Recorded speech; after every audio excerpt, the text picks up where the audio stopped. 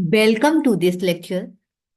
आज हम इस लेक्चर में चार्ल्स लैम्ब को एक एसेस्ट के रूप में समझेंगे।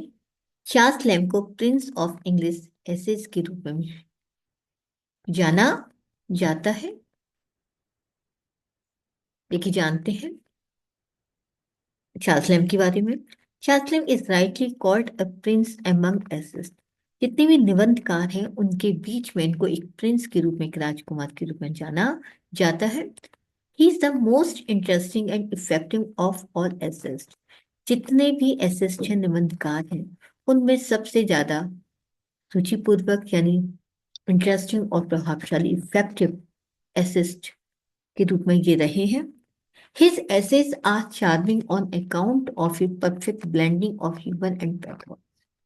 हास्य और करुणा का अद्भुत मिश्रण के कारण ही इनके एसेज बहुत ज्यादा चार्मिंग, आकर्षित रहे। यानी इनके एसेज में बहुत ही सुंदर तरीके से मिश्रण होता है हास्य का भी और करुणा का, जो कि उनके एसेज को फेमस बना देता, चार्मिंग बनाता है।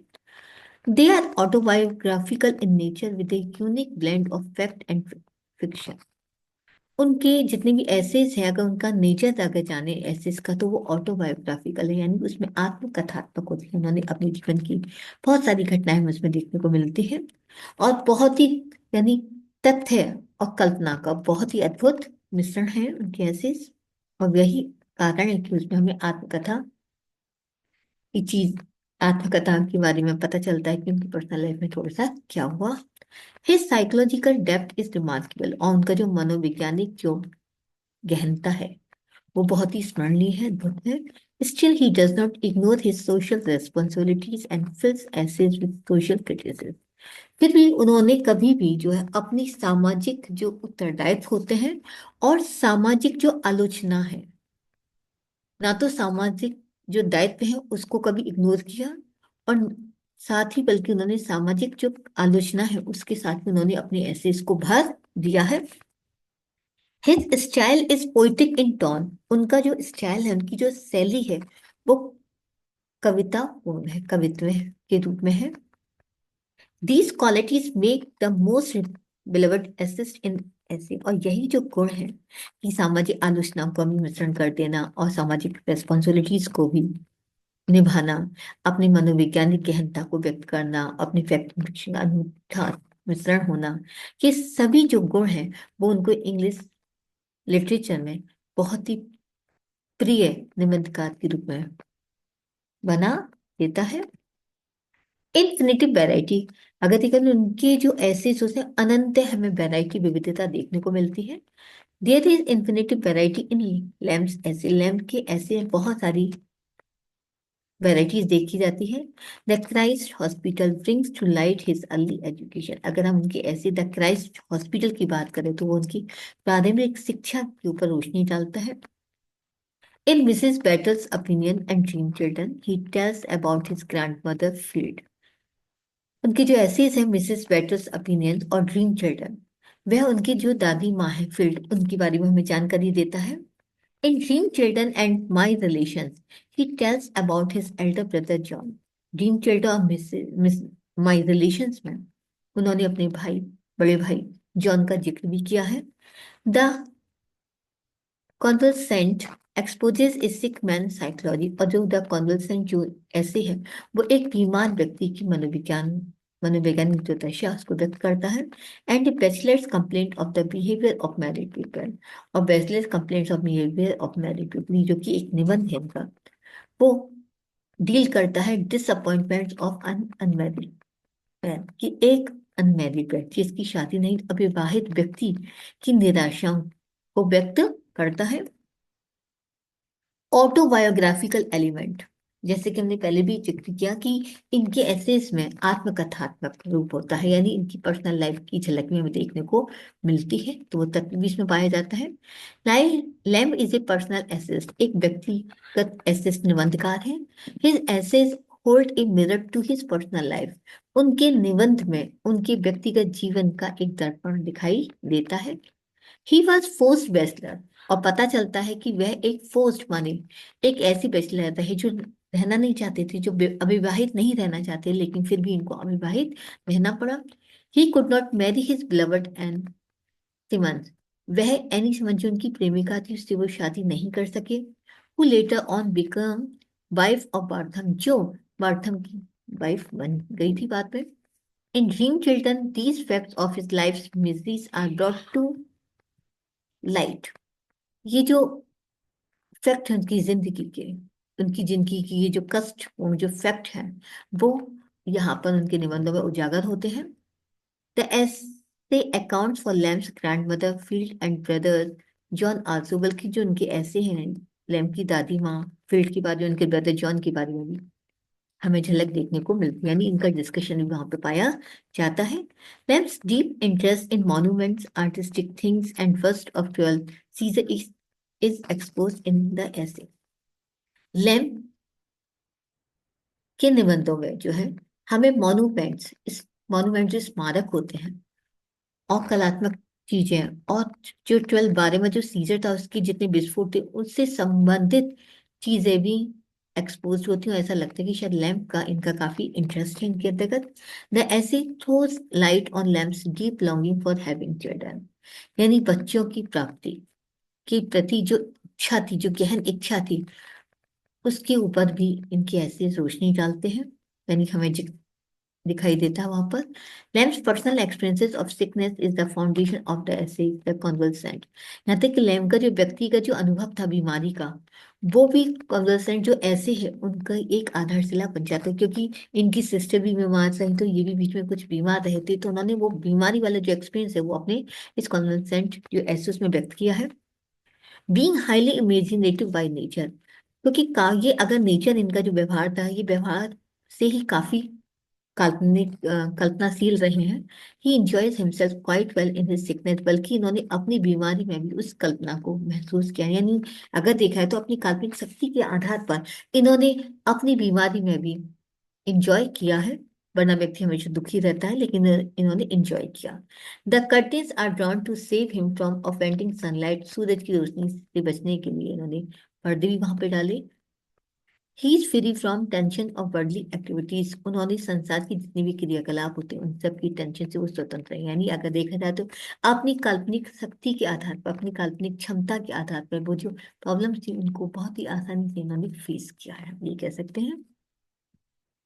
Blending of humour and pathos, हास्य और करुणा का अद्भुत मिश्रण। लैम्स ऐसे represent a perfect blending of humour and pathos. Lamp की निबंध में हमें बहुत ही पूर्ण यानी अद्भुत, परफेक्ट, पूर्ण रूप से जो पूर्ण मिश्रण होता है हास्य और व्यंग करुणा का, वो पाया जाता है। The essay dream children is steeped in pathos, अब ड्रीम चिल्ड्रन जो ऐसे उसमें करुणा दिखाई देती है, caused by Lamb's forced bachelorhood, कि किस तरीके से लैम को दबाव डाला गया कि वो अविवाहित रही। वो नहीं चाहते थे कि, वो शादी करना चाहते थे लेकिन उन्हें वो शादी नहीं कर पाए क्योंकि एक तरीके से मजबूरी थी उनकी। लॉन्गिंग फॉर हैविंग चिल्ड्रन, वो चाहते थे कि उनके बच्चे हों, क्योंकि अब शादी नहीं हुई तो बच्चे कहाँ से होते, लेकिन इच्छा थी उनकी। And memory of grand mother, और उन्होंने अपनी दादी मार्फील्ड की स्मृति, यह किस तरीके से याद करते हैं, as well as elder brother John, और किस तरीके से उन्होंने बड़े भाई जॉन का जिक्र भी किया है। ये सब वो चीजें थी जिनके प्रति हमें करुणा नजर आती, कि सब कुछ वो चाहते थे लेकिन वो चीजें उन्हें नहीं मिल पाई। Yet during the essay, Lamb is lost in great enjoyment of having children talking and behaving like the real ones in spite of being merely dream children. फिर भी अपने निबंध के दौरान लैम जो है खो जाते हैं उस आनंद में, उस महान आनंद में, वो आनंद जहां पर वो उन्हें बच्चे की प्राप्ति होती है और बच्चे उनसे बातें करते हैं एंड बिहेवियर, और उस तक वो व्यवहार ऐसे करते हैं जैसे कि वो रियल बच्चे हों, जबकि वो केवल एक सपना था। यानी सपने में वो वही चीजों को हासिल करने की कोशिश करते हैं जो उन्हें प्राप्त नहीं हुआ है। It is a daydream, ये दिन दिवा स्वप्न है, but very sweet for he gets what is missing in his life, लेकिन बहुत ही मधुर ये सपना है क्योंकि वो उस सपने में उन चीजों को प्राप्त करते हैं, वॉट इज मिसिंग, जो उनकी जिंदगी में नहीं था।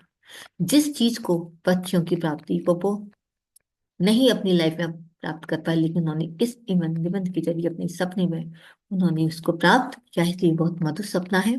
ही हैज वन सन जॉन, उनका एक बेटा जॉन है और एक बेटी एलिस है, and both are children are affectionate, good mannered and obedient. दोनों ही बच्चे बहुत ही प्यारे और अच्छे मैनर्स वाले हैं, तौर तरीके वाले हैं और आज्ञाकारी हैं।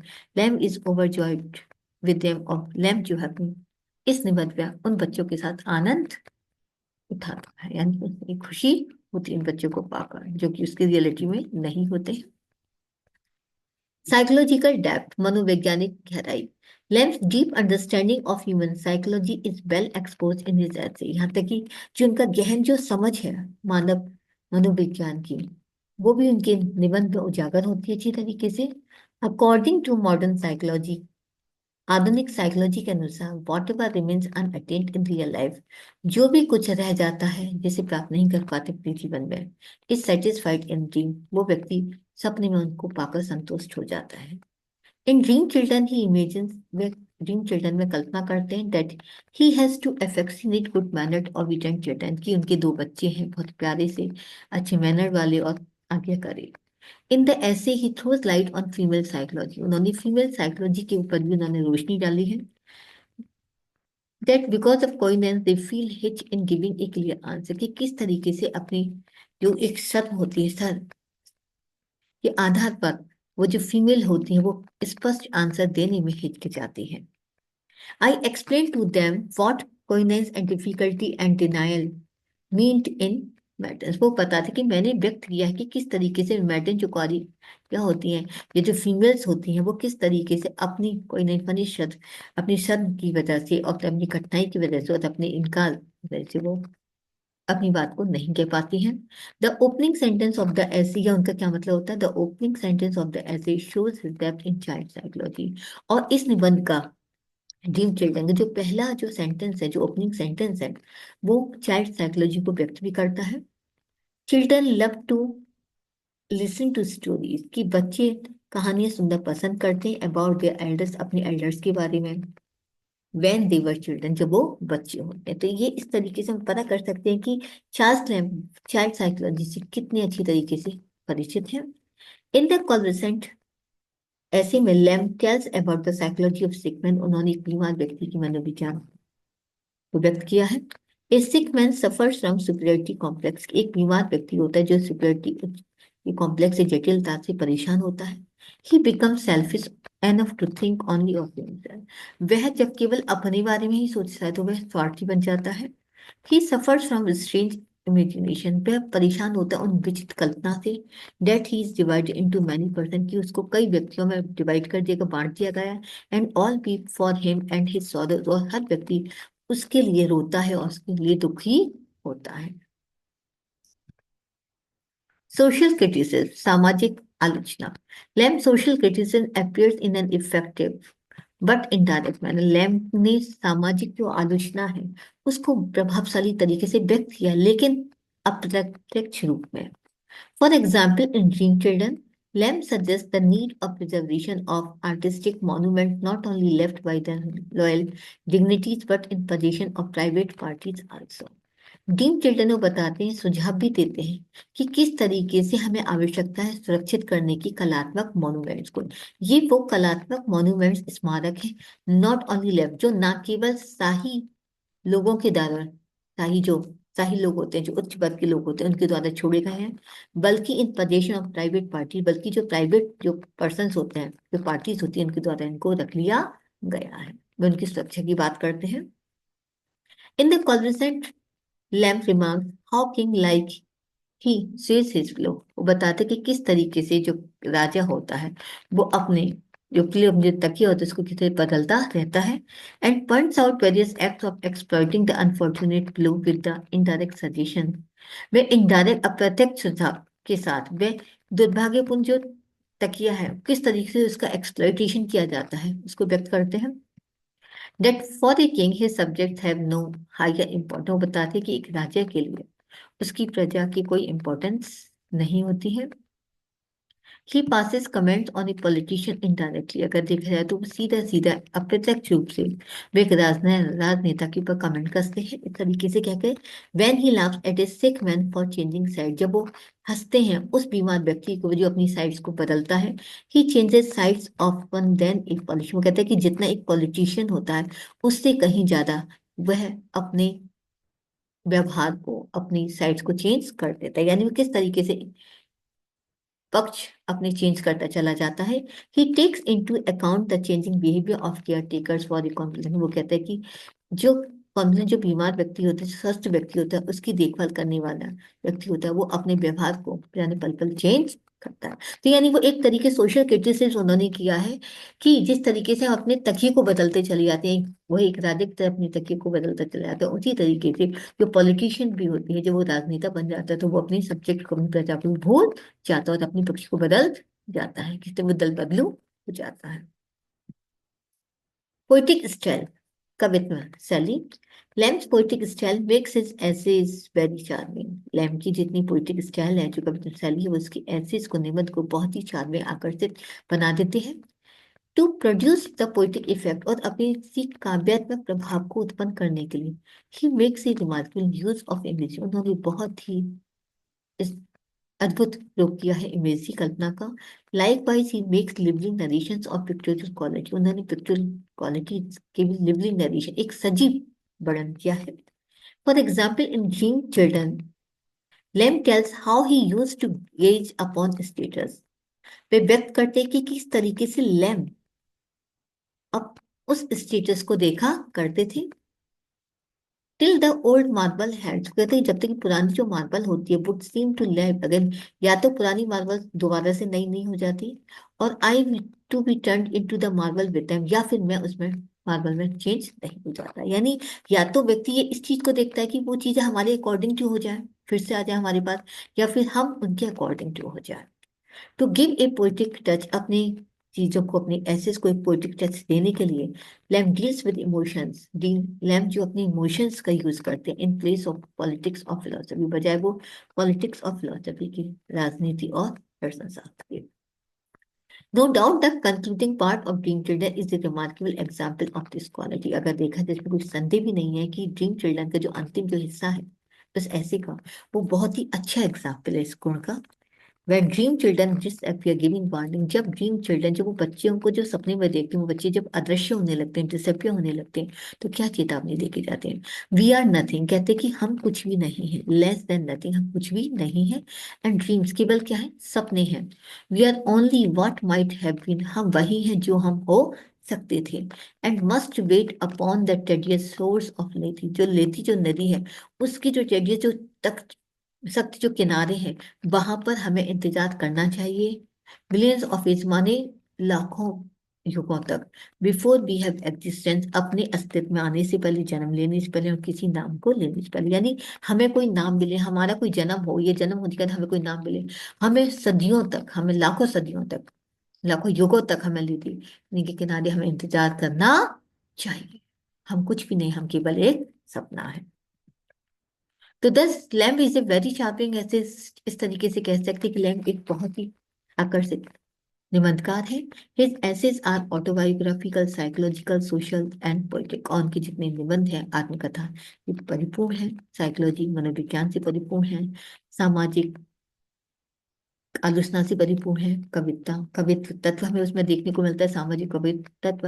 He is perfect in blending humour and pathos, और उनमें हास्य व्यंग्यता भी हमें नजर आती है और करुणा भी नजर आती है, जो इसकी बहुत एक अद्भुत मिश्रण है। Therefore Lamb is called the prince among essays, इसी वजह से, अपनी ब्लेंडिंग ह्यूमर एंड पैथोस की वजह से वो प्रिंस कहलाए जाते हैं, जितने भी निबंधकार हैं। तो उम्मीद करती हूँ आपको ये टॉपिक समझ में आएगा, किस तरीके से चार्ल्स लैम्ब को प्रिंस कहते हैं इंग्लिश एसेस का, और उनकी कौन कौन सी क्वालिटीज है जो इनको एक बहुत ही अच्छा एक एसिस्ट बनाते हैं। प्लीज लाइक और सब्सक्राइब करना ना भूलना। Thank you very much.